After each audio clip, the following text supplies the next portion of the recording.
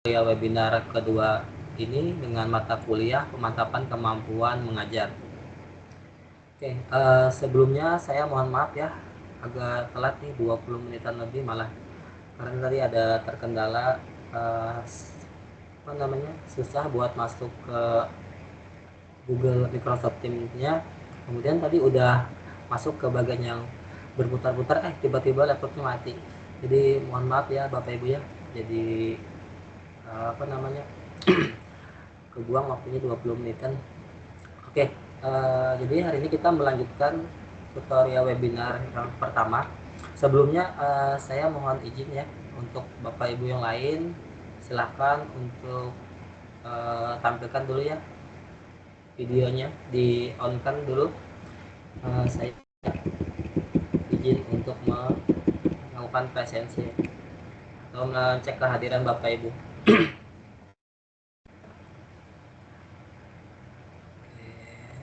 Di sini kita udah ada 7 orang ya dengan saya dalam Google di Microsoft Teams ini yang hadir. Siti Aisyah, oke, bisa terdengar ya suara saya? Saya sebutkan dulu satu-satu untuk mengecek kehadirannya. Siti Aisyah hadir, oke. Kemudian Ibu Jarwati,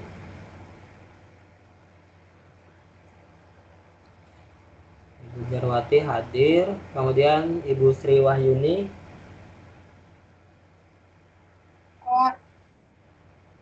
hadir.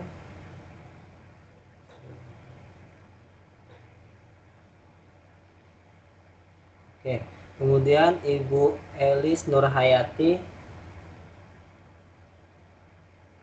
mungkin dia masih sholat ya. Kemudian Ibu Harisma Dewi Kartika ya. Oke, siap. Lanjut ke Ibu Mutiara Tiffany Lolung. Hadir. Oke, terima kasih Bu. Kemudian Ibu Nurul Fatihhatus Salam. Hadir. Oke, siap hadir juga ya. Oke, jadi hari ini kita di tutorial webinar kedua kita udah masuk ke sesi 4 ya Bapak Ibu ya. Oke, untuk itu saya izin share dulu ya.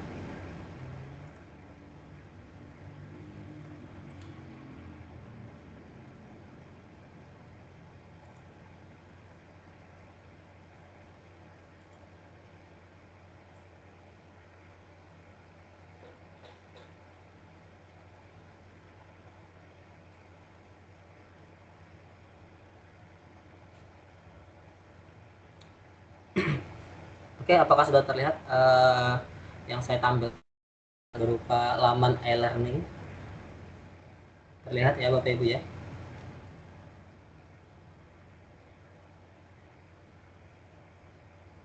Terlihat di layar monitor Bapak Ibu apa yang saya tampilkan atau masih loading?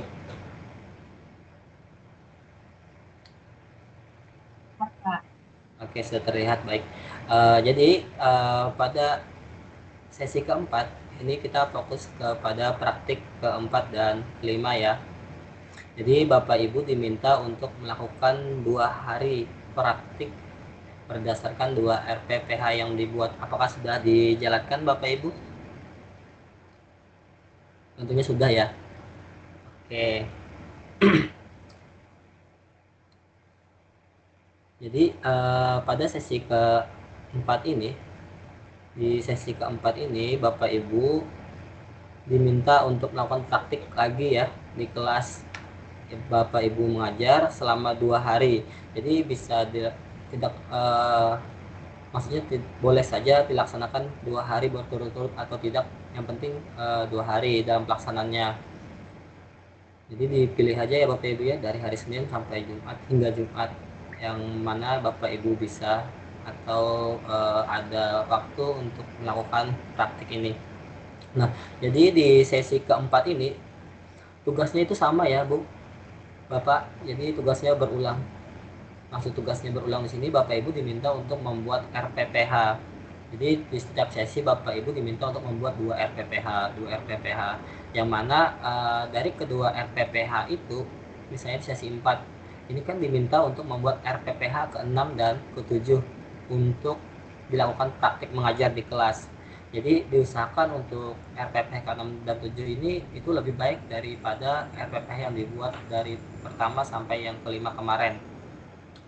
Tentunya dengan memperhatikan masukan dari para supervisor dan menyesuaikan hasil refleksinya.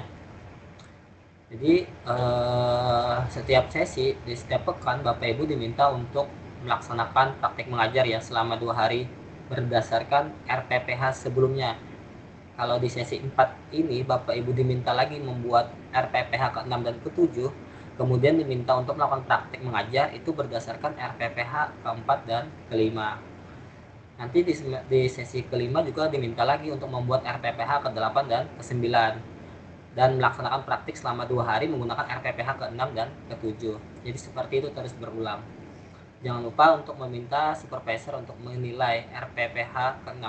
Jadi RPPH yang Bapak Ibu buat di sini itu nantinya diserahkan kepada supervisor untuk dicek kesesuaiannya dengan menggunakan format APKG 1. Nah, kemudian setelah dinilai di pekan berikutnya, itu nanti Bapak Ibu praktikan menggunakan RPPH ini yang sudah dinilai, dan si supervisor tentunya melaksanakan tugasnya sebagai supervisor untuk melakukan penilaian menggunakan format APKG 2. Nah, jangan lupa untuk menyimpan dokumennya baik ya. Kemudian diminta untuk menuliskan refleksi dari 2 kali praktek mengajar yang telah dilakukan. Nah, jadi seperti itu terus polanya di mata kuliah pemantapan kemampuan mengajar. Nama mata kuliahnya juga pemantapan kemampuan mengajar. Otomatis kita dituntut nanti di akhir untuk bisa untuk bisa lebih baik lagi dalam hal kita mengelola kelas, dalam kita mengajar, dalam kita nanti memperlakukan siswa-siswi kita di kelas seperti itu. Jadi tahapannya harapannya di setiap tahap dari minggu pertama sampai nanti di akhir itu nanti grafiknya meningkat hingga kita mencapai ke sempurna atau harapan yang kita inginkan dalam mata kuliah ini seperti itu Bapak Ibu. Kemudian ada juga nih untuk diskusi-diskusinya silakan diakses dan aktif di dalamnya ya Bapak Ibu ya. Nah, kemudian saya ingin menekankan kembali ya Bapak Ibu terkait dengan tugas yang Bapak Ibu upload di laman e-learning. Saya sangat berharap Bapak Ibu untuk mengupload tugas yang ada di e-learning itu menggunakan format baik dokumen misalnya Word ataupun dalam bentuk PDF ya Bapak Ibu ya. Kalau bisa untuk tidak lagi mengirimkan dalam bentuk yang lain, misalnya ada dalam bentuk TXT file atau yang biasa kita buka menggunakan notepad ya di laptop. Nah, jadi hal-hal semacam itu sangat menyulitkan kami para tutor ya Bapak Ibu ya dalam hal melakukan penilaian. Nanti kan di sana juga diminta Bapak Ibu untuk melampirkan setiap simulasi ada bukti foto ya minimal 2 ya Bapak Ibu ya.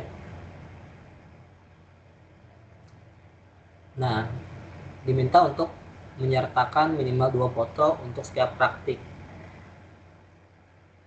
Nah, jadi kalau Bapak Ibu mengirimkan tugas dalam bentuk TXT yang pure isinya cuma teks aja itu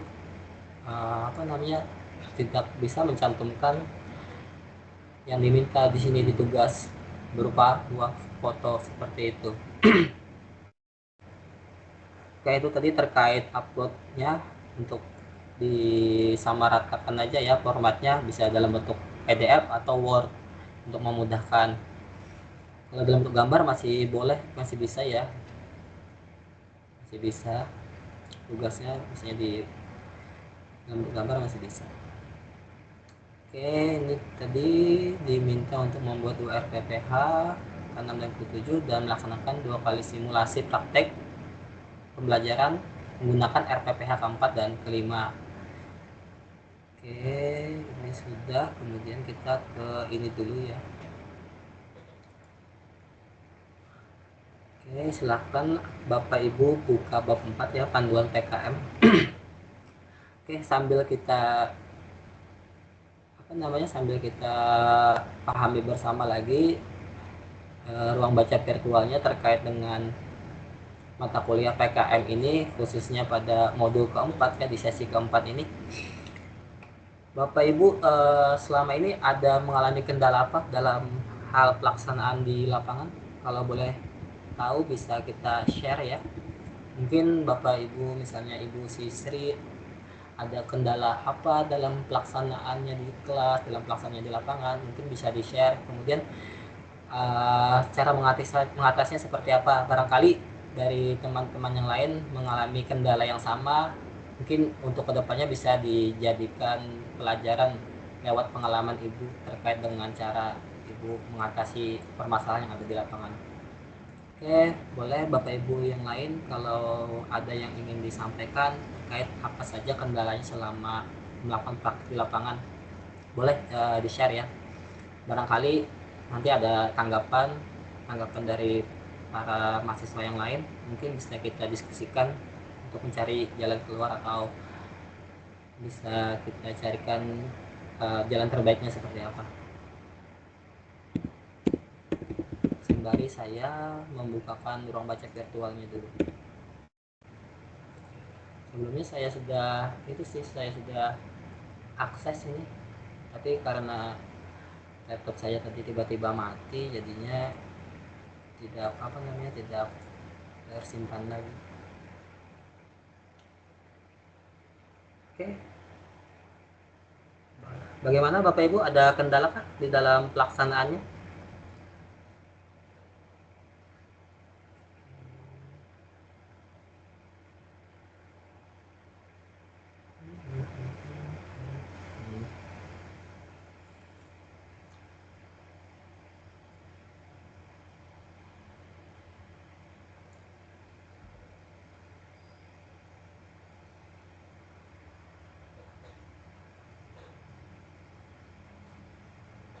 Ibu Mutiara Tiffany Lolo,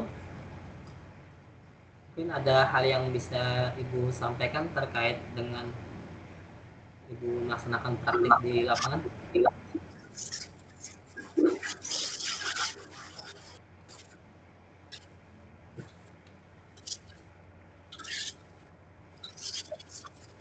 Atau Ibu Sri Wahyuni atau Ibu Elis? Ya, nggak apa, alhamdulillah nggak ada kendala. Biasanya kan saya di PAUD yang jarang praktek, terus saya sekarang dibimbing sama supervisor yang berkompeten. Jadi ketika praktek itu anak-anaknya sudah paham banget gitu.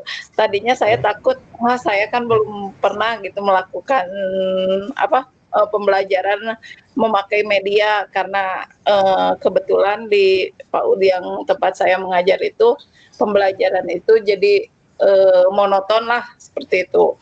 Ketika saya praktek sekarang, jadi saya agak was-was gitu. Tapi alhamdulillah karena mungkin anak-anaknya sudah terbiasa, gampang dikondisikan gitu, Pak. Oke, siap. Berarti sekarang udah ada hal baru lagi ya Bu ya, yang Bapak Ibu alami. Iya, Oke, tentunya itu iya Pak. bisa menjadi suatu baruan tadi, nambah pengalaman baru tadi intinya ya Bu ya. Iya Pak. Oke, bagus sekali tadi Ibu Elis. Kemudian Bapak Ibu yang lain gimana?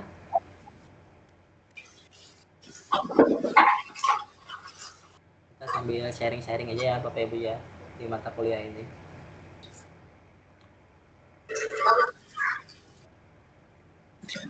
Oh, Ibu Pak, Karima? boleh Ya, menanyakan sesuatu? boleh Bu, boleh. Ini Pak, yang waktu tugas M2-nya, waktu itu saya mengirimkan, Ya. tapi waktu itu laptop sayanya terakhir rusak. Tahunya teh belum kekirim, saya kira udah kekirim, jadi saya udah santai aja pas dilihat ternyata belum terkirim. Gimana Pak? Itu bisa nyusul nggak? Atau Terkait tugas yang belum tadi ya Bu ya.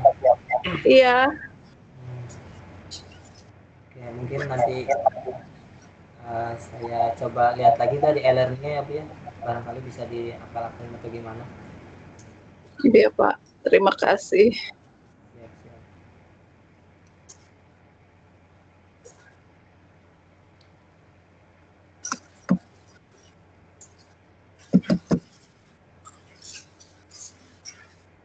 Oke, tentunya Bapak Ibu saat ini ya tentunya sudah melewati beberapa kali penilaian yang dilakukan atau praktik-praktik yang Bapak Ibu lakukan. Itu bagaimana keadaan Bapak Ibu di dalam melaksanakan praktiknya, dan kelas tentunya ada supervisor ya Ibu ya, langsung memantau seperti itu ya. Iya Pak. Kemudian ada catatan-catatan juga ya dari supervisor terkait dengan masukan-masukan beliau untuk penyempurnaan kedepannya dalam pengajaran Bapak Ibu. Oke, ini terlihat ya sudah ya. Bentar. Sambil kita pahami bersama di sini. Jadi di e-learning diarahkan, mohon maaf Ibu Elis bisa di mute dulu ya, biar enggak Oh, iya, Pak. itu apa namanya, suaranya biar enggak ke doubling. Oke, terima kasih. Oke, jadi di e-learning kita diarahkan untuk membuka kembali ya ruang baca virtualnya. Tentunya di bab keempat atau modul keempat terkait dengan penyelenggaraan PKM. Seperti yang Bapak Ibu sudah lakukan, kita di dalam penyelenggaraan PKM itu lebih tepatnya kita kegiatan manajerial yang mempersyaratkan setiap pihak terlibat di dalamnya dengan benar hakikat PKM. Jadi di dalamnya kita ada membahas apa, mengapa, dan bagaimana PKM itu sendiri, untuk mengetahui seperti apa sih peranan dan fungsinya dalam penyelenggaraan memantapkan kemampuan mengajar. Nah, ini ada prosedur-prosedurnya.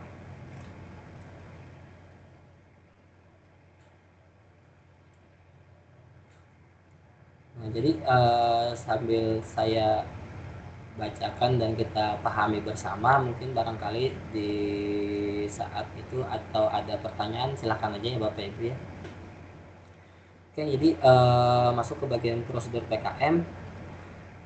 Untuk mengingat pembentukan kemampuan melakukan kegiatan pengembangan tidak terjadi sekaligus, maka latihan yang akan dilakukan mahasiswa melalui mata kuliah ini akan dilakukan bertahap dan sistematis.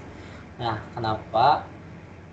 Jadi Bapak Ibu di sini diberi tugas itu setiap sesinya, setiap pekannya itu sama, diminta untuk membuat RPPH. Kemudian RPPH yang dibuat dimintakan kepada supervisor untuk mengecek apakah sesuai dan memberikan penilaian. Nah, dari RPPH yang sudah dinilai tadi Bapak Ibu lakukan lagi praktik. Nah, itu dilakukan secara bertahap dan sistematis ya. Jadi tugas-tugasnya dari sesi 1 diminta membuat RPPH, kemudian diminta untuk dinilai dan dipraktikkan lagi. Di sesi 2 seperti itu juga, di sesi 3 seperti itu juga, dan seterusnya.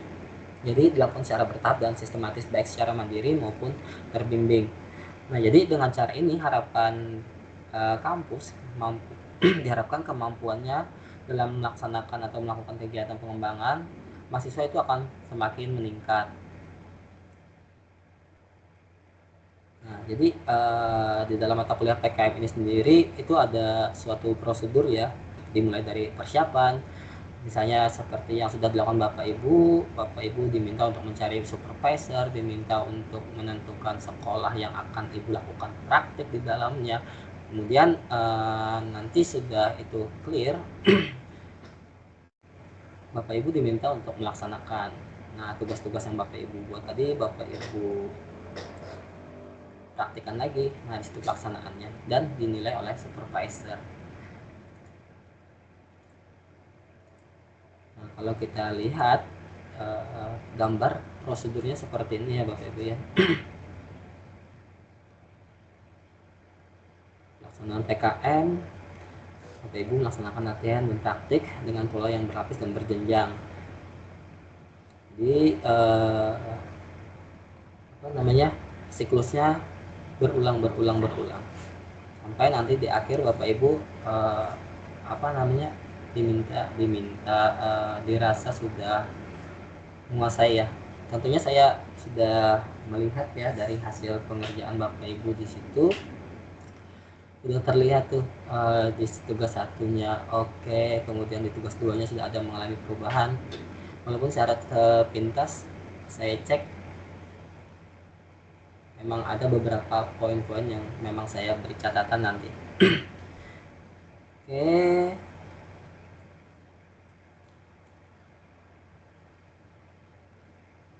Nah, jadi Bapak Ibu diminta untuk menyusun RKH, rencana kegiatan harian, kemudian kita diskusikan lagi dan direvisi yang menjadi catatannya. Kemudian sudah dilakukan revisi, kemudian Bapak Ibu melaksanakan praktiknya di lapangan. Nah, dari praktik di lapangan kemudian dilihat lagi tuh apa-apa saja nanti yang masih menjadi catatan-catatan demi penyempurnaan untuk dilakukan kegiatan berikutnya atau di tahap berikutnya. Seperti yang kita tahu bahwa di pasca kegiatan PKM ini dimulai dari persiapan hingga penilaian akan melibatkan berbagai unsur ya. Tentunya Bapak Ibu sendiri sebagai mahasiswa, kemudian teman sejawat, supervisor, penguji, pengelola, dan tentunya pihak kampus ya, UPJJ, UPB, JJ, UT. Nah, untuk lebih jelasnya bisa Bapak Ibu buka juga ya di laman. Bapak Ibu juga sudah menerima modul juga kan ya dari pihak kampus. Oke, silakan dibuka. Nah, untuk mengingat kembali apa saja sih yang menjadi tuntutan Bapak Ibu tentunya dalam melaksanakan tugas dan kewajiban. Oke, di sini Bapak Ibu diminta untuk melakukan mengikuti kegiatan pembimbingan ya, membuat RKH dengan supervisor 1 sebanyak 8 kali. Totalnya ada 8 RKH, kemudian pemilihan TK tentunya sudah dilaksanakan ya. Untuk kelompok A atau B itu tergantung Bapak Ibu aja nanti. Saya tidak menekankan harus A, harus B, jadi terserah Bapak Ibu gimana nyamannya. Nah, jadi kalau ditotalkan secara keseluruhan nanti ada mempraktikkan 7 RKH yang telah dibuat ya di kelas sendiri dengan dinilai oleh Profesor 2. Memperlihatkan dan mendiskusikan RKH yang telah dibuat, yang dilihat di setiap selesai membuat satu RKH, kemudian kepada Supervisor 2 saya menyerahkan alat penilaian kemampuan guru atau APKG 1. Nah, untuk yang APKG 2 nya itu ketika saat pelaksanaan ya. Jadi untuk menilai RPPH nya itu menggunakan APKG 1, dan ketika pelaksanaan Bapak Ibu praktik itu menggunakan APKG 2 yang dinilai oleh supervisor.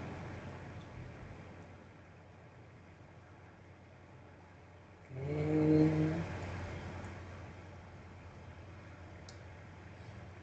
Aman aja ya Bapak Ibu ya, tidak ada kendala ya dalam praktik, dalam supervisor memberikan penilaian ya, aman ya. Pak, mau tanya, Ya silakan Bu. itu untuk APKG 1 sama APKG 2, yang Ya. nilai itu boleh beda-beda survesor ya? Misalnya APKG 1 saya pilih survesornya survesor 1, APKG 2 pilih survesor 2, boleh begitu atau harus sama? Maksud Ibu yang memberikan penilaian di situ supervisornya beda-beda ya Bu ya? Ya, karena kan APKG-nya kan Bapak bilang tadi kan yang satu itu setelah kita bikin RPPH ya. Oke, bentar. Biasanya kan kalau saya tuh, kalau RPPH kan selalu kalau udah selesai itu saya pasti minta tanda tangannya ke kepala sekolah. Nah, saya kan kasih kalau di sini tuh supervisor 1 itu kepala sekolah kan. Nah, biasanya yang FPKG 2 yang di tugas 2 itu saya pakainya rekan sejawat. Oh. Kalau Bapak Ibu yang lain gimana Bapak Ibu yang lain?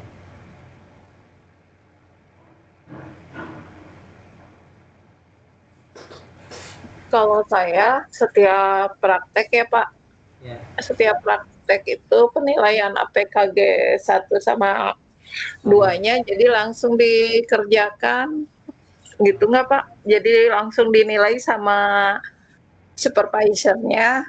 Jadi penilaian itu yang 3 saya pas praktek itu yang APKG 1, APKG 2 sama yang tabel itu Pak, yang komentar dari supervisor. Iya. Oke. Hmm.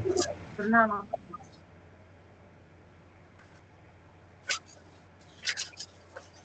Oke, jadi misalkan si Ibu hari ini ya, misalkan di sesi keempat ini, sesi keempat ini kan tugasnya membuat RPPH ke-6 dan ke-7 ya, untuk dilakukan praktik mengajar di kelas.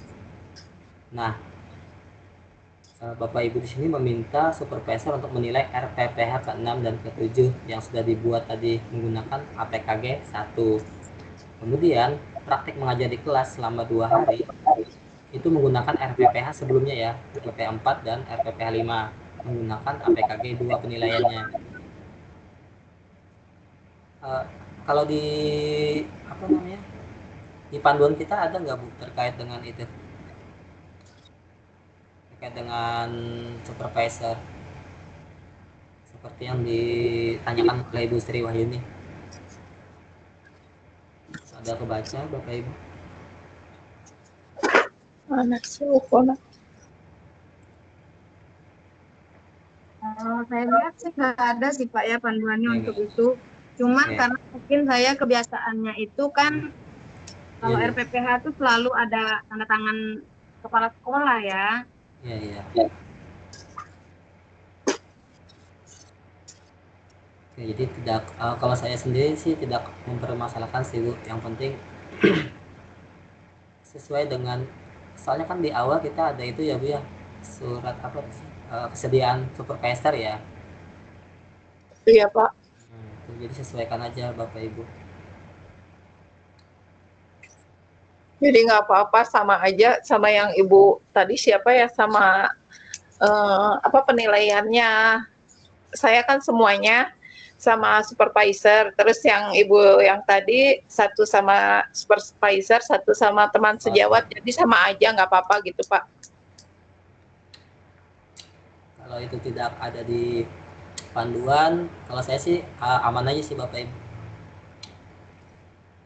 Yes, Pak. Oke. Yang penting penuhilah tuntutan kita. Ya. Soalnya nggak ada juga kan ya Bapak Ibu ya tertulisnya di ini, saya nggak kebaca ya di panduannya.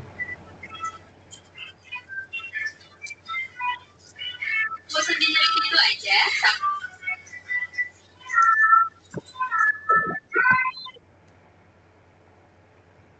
Ini laporan-laporan, kemudian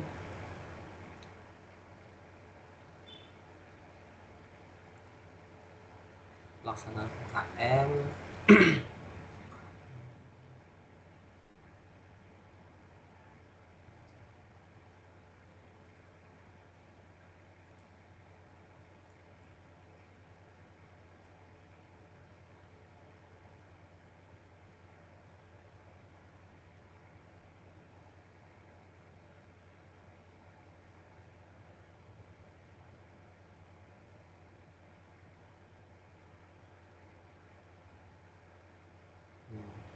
Kemudian mahasiswa diberi tugas untuk menyusun RKH yang akan dipraktikkan di kelas atau sekolahnya masing-masing dan akan diamati oleh supervisor 2, baik kepala sekolah dan atau supervisor 1. Oke.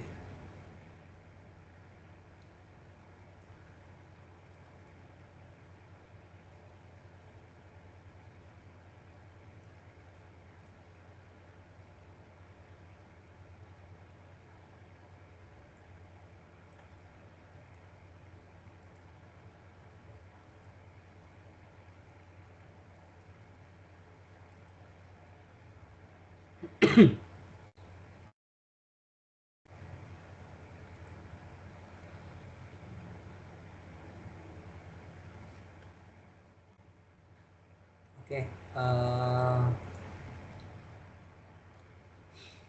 ini Bapak Ibu di sini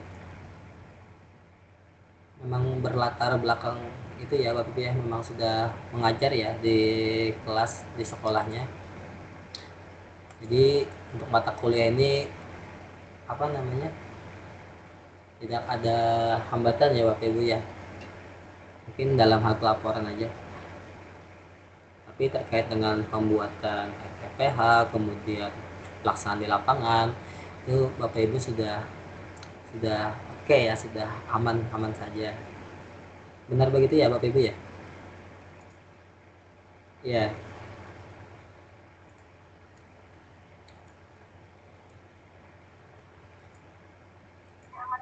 Cuman ya kadang-kadang kita karena dinilai itu agak ikut juga.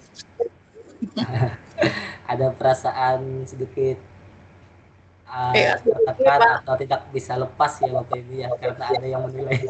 Iya, Pak. Oke, itu wajar saja Bapak Ibu.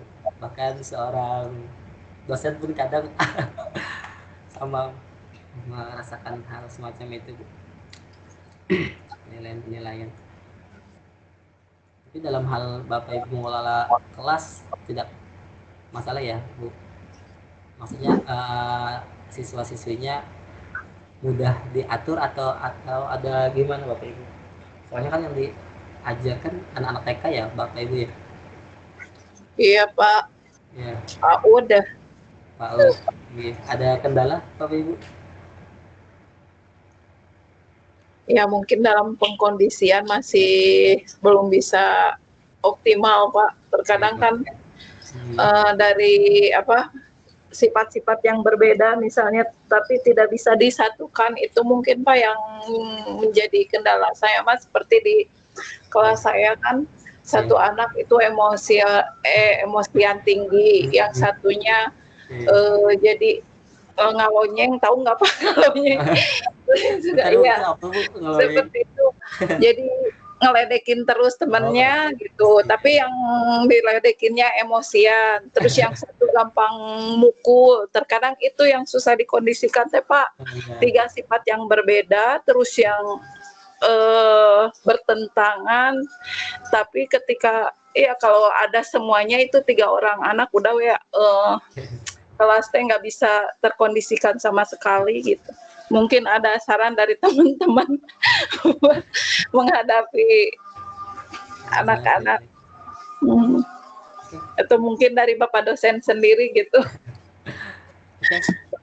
Bapak Ibu yang lain gimana? Adakah mungkin pemikiran atau pandangannya terkait dengan permasalahan yang dialami oleh si ibu tadi? Atau mungkin ada yang sudah lebih berpengalaman, boleh juga ya disampaikan cara mengatasinya. Karena di sini kita sambil sharing-sharing aja Bapak Ibu ya, sambil diskusi-diskusi.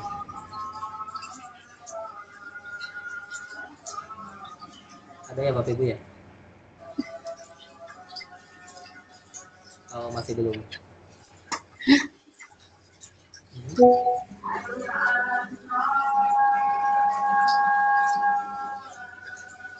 Oke,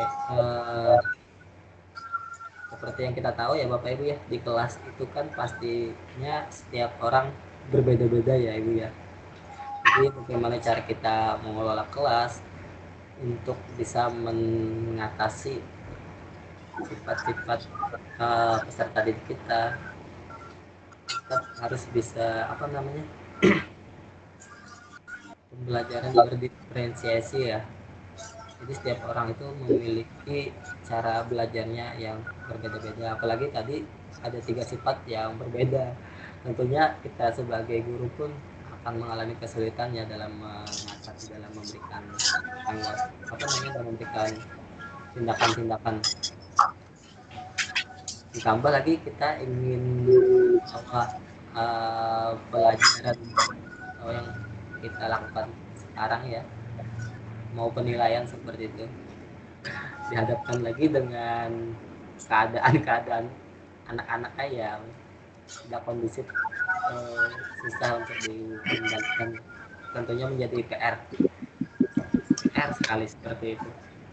Nah, tinggal bagaimana nanti kita mungkin bisa kita pisahkan untuk sementara, atau kita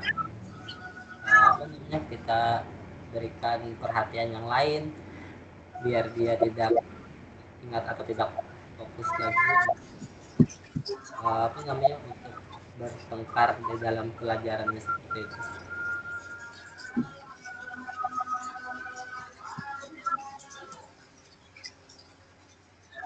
Oke. Saya juga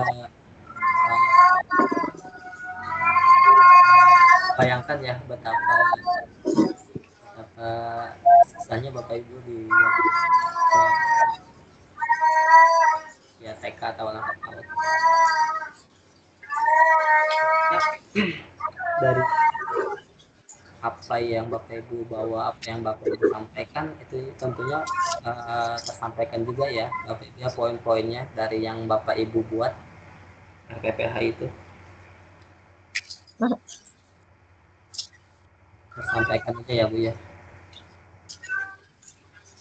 apa yang Bapak Ibu buat walaupun keadaan di kelasnya sedikit ya terkadang Pak tersampaikan semua, terkadang ada gitu yang sampai tidak tersampaikan karena pengkondisian kelas itu gitu. Tadinya kita misalnya mau melaksanakan ini karena keburu yang satu nangis lah, terus misahin yang gelut lah gitu, yang bertengkar. Jadi udah pembelajaran teh buyar gitu. Apa yang kita buat nggak tersampaikan sama sekali RPPH yang kita buat gitu Pak.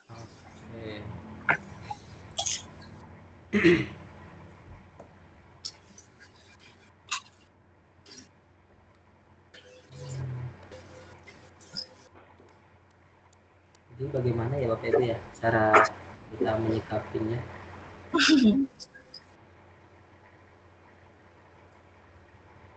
Tapi itu kalau saya pribadi sih sangat memaklumi ya Bapak Ibu, karena juga yang dikelola anak-anak usia TK, anak usia PAUD tentunya sangat berbeda dengan sekolah dasar, SD atau SMP yang lebih mudah lagi untuk dikondisikan. Tapi kalau bisa di dalam keadaan kelas yang kurang kondusif, kalau bisa apa yang kita bawa, apa yang kita ingin sampaikan, kalau bisa tersampaikan ya Ibu ya, walaupun belum maksimal. Jadi biar ada juga itu, walaupun saya membayangkan betapa kurang kondusifnya. Ya. Oke, itu jadi bagi pengalaman yang terkait dengan Barulah pengelolaan kelas. Terima kasih. Oke, ini dan sekilas binasaku alat penilaian kemampuan guru atau PKG 1. Nah, di sini ada penjelasannya ya Bapak Ibu ya, penjelasan skala nilai untuk APKG 1, lembar penilaian kemampuan merencanakan kegiatan pengembangan. Nah, masing-masing APKG itu memiliki indikator-indikator ya. Nah, tentunya nanti ketika saya melihat hasil atau melihat tugas-tugas yang Bapak Ibu kirimkan melalui LM-nya, nah itu nanti saya akan mengacu pada ini Bapak Ibu untuk memberikan catatan-catatan. Apakah misalkan di dalam APKG 1, dalam APKG 1 itu kan ada ya Bu ya, di bagian lembar penilaiannya pada poin A menentukan tema, indikator, hasil belajar, serta mengorganisasikan materi, alat, dan sumber. Nah, di poin A itu terbagi lagi menjadi 4 indikator. Ada yang indikator pertama itu fokusnya menggunakan tema yang sesuai dengan kurikulum. Jadi nanti apakah si tema yang itu sudah sesuai, jadi dilihat kembali. Walaupun ada yang masih belum, mungkin bisa diberikan catatan menggunakan indikator yang penjelasannya kan ada lagi tuh. Nah, kemudian indikator yang kedua, menentukan indikator hasil belajar yang diharapkan dapat dicapai oleh anak. Ada lagi penjelasannya. Hmm, apakah sudah dinyatakan secara jelas dan mudah dipahami sehingga menimbulkan penafsiran berbeda-beda. Kemudian menyatakan secara jelas dan mudah dipahami sehingga tidak menimbulkan penafsiran berbeda. Kemudian apakah sudah menggambarkan kemampuan yang akan dicapai oleh anak terkait dengan poin A ini. Kemudian dapat diukur dan diamati terkait dengan hasil belajar yang dapat dicapai oleh anak. Kemudian apakah sudah ditata sesuai dengan urutannya yang logis. Maksudnya kita memberikan pelajaran atau materi kepada anak itu dimulai dari yang mudah dulu ya, baru ke tahap-tahap berikutnya ke sukar.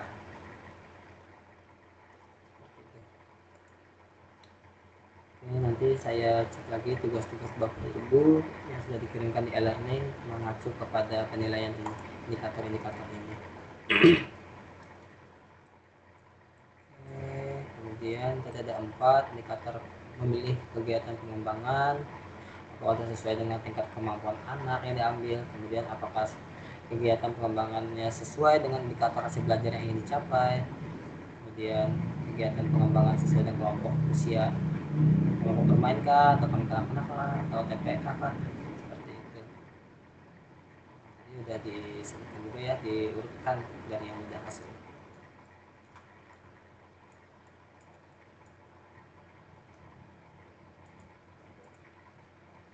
Oke, seperti itu Bapak Ibu. Gimana, ada lagi yang bisa kita diskusikan atau ada lagi kendala-kendala? Jadi untuk tugas 4 ini, di sesi 4 ini nanti Bapak Ibu diminta untuk membuat RPPH ke-6 dan ke-7 ya. Dan jangan lupa juga untuk melakukan praktik mengajar 2 hari. Jadi boleh aja tidak berturut-turut menggunakan RPPH ke-4 dan ke-5.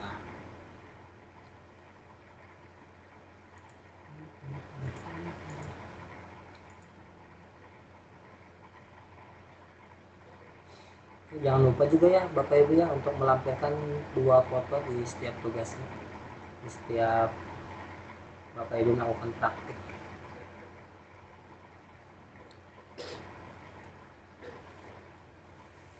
Oke, bagaimana Bapak Ibu? Ada yang bisa kita diskusikan lagi terkait dengan tugas-tugasnya?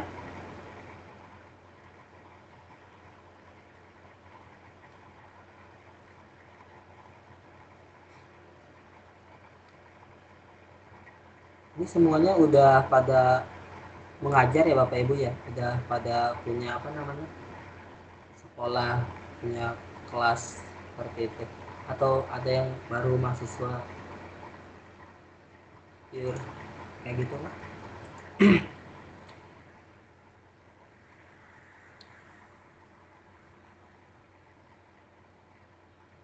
Oke, Ibu Mutiara Tiffany, gimana Ibu Mutiara Tiffany, ada kendala kah atau ada hal yang ingin disampaikan atau ditanyakan? Ada, Pak. Oke, ada, silakan Mbak, silakan Bu.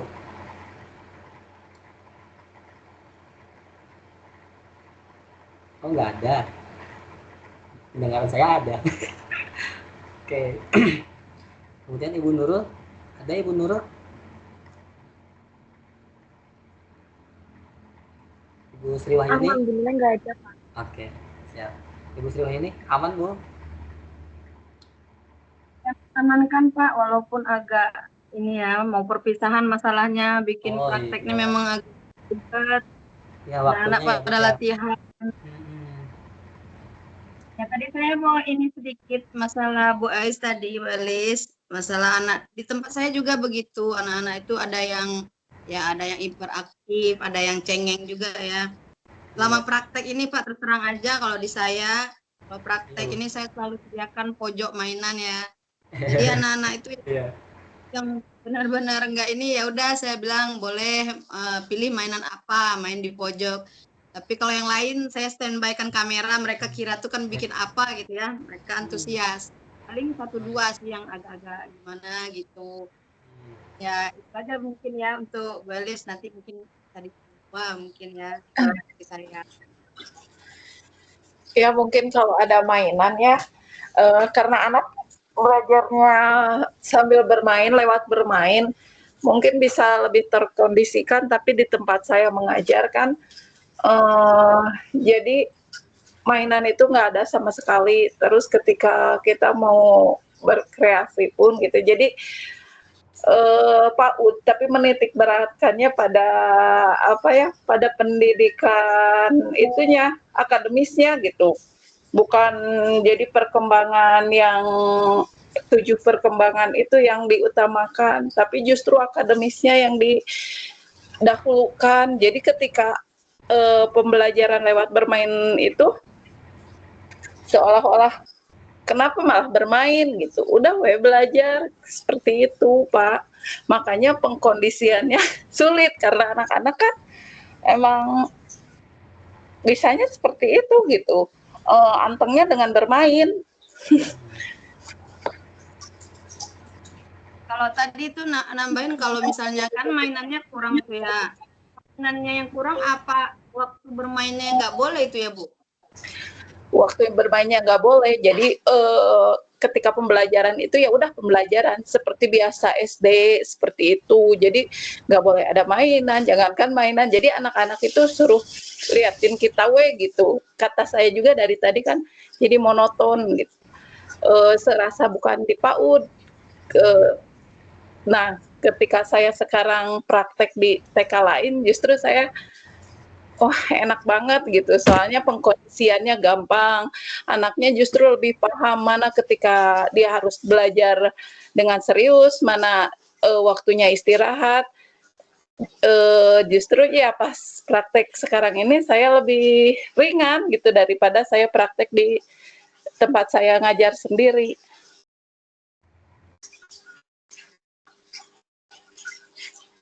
Seperti itu, Bu. Sebenarnya ya, soalnya mungkin ya Pak ya, artinya kan konsepnya PAUD kan bukan seperti itu ya. Maksud ya. Iya, justru itu gimana gitu kalau buat sekolah seperti itu gitu, apakah ya pengkondisiannya masa anak harus dimarahin diam gitu kan, nggak bisa kayak gitu. Kalau ke anak-anak nggak bisa dimarah-marahin, justru kalau dimarah-marahin malah takut sama kita gitu.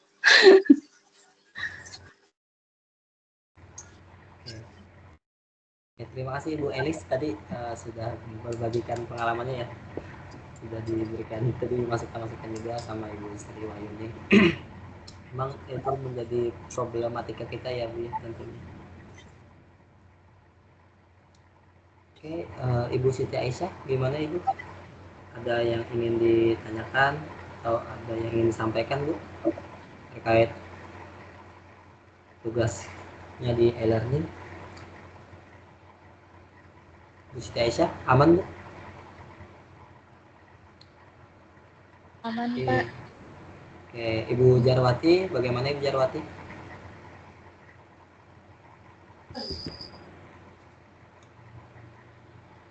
Oke, Ibu Karisma, mana Ibu Karisma? Aman Pak. Oke, Ibu Nurul Patikatus. Alhamdulillah aman. Ya ampun. Ibu Nyoman, gimana Bu?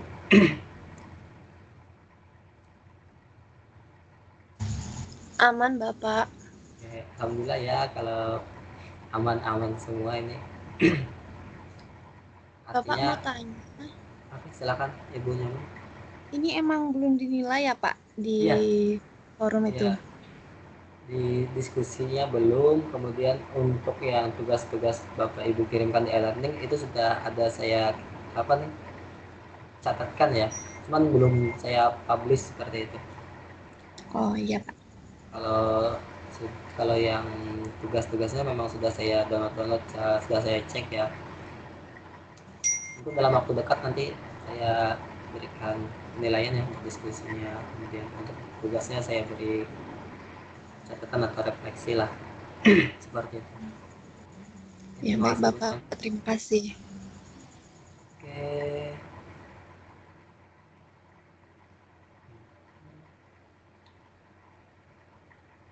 Alhamdulillah ya, tidak, maksudnya sudah aman, sudah pada aman semua.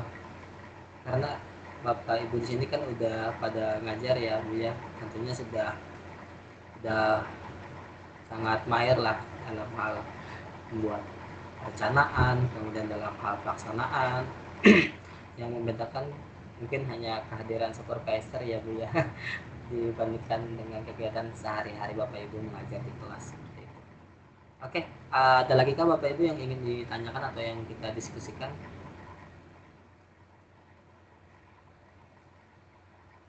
Kalau tidak ada atau mungkin masih belum ada yang ingin ditanyakan saat ini, bisa nanti ditanyakan ya di grup WhatsApp. Silakan aja ya Bapak Ibu ya. Dan juga diperhatikan Bapak Ibu untuk tanggal due date setiap tugasnya ya. Untuk di tugas 4 ini saya cek sudah ada berapa ya yang mengirimkan tugas 4.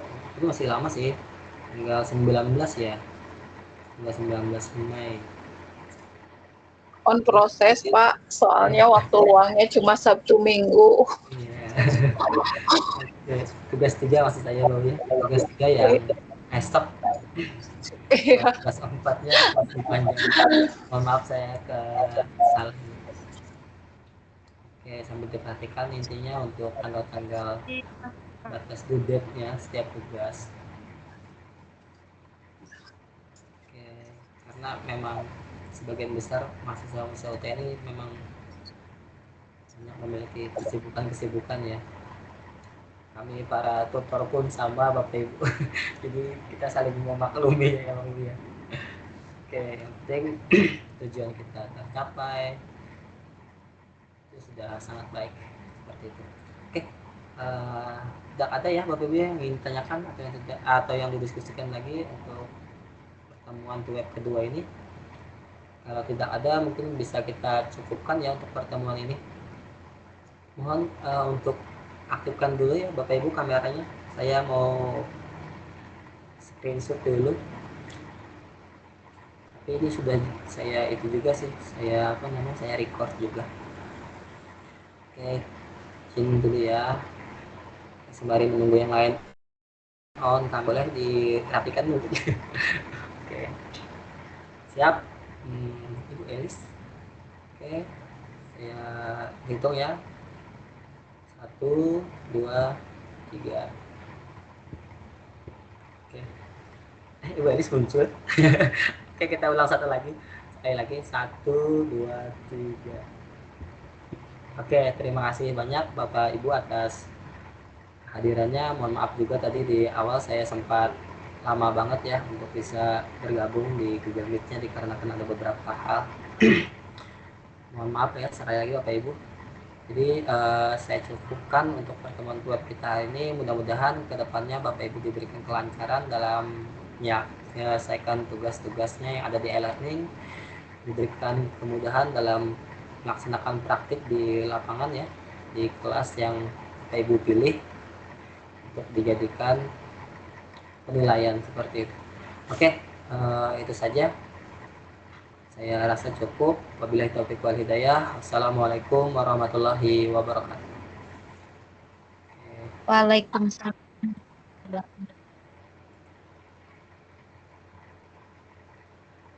Stop recording.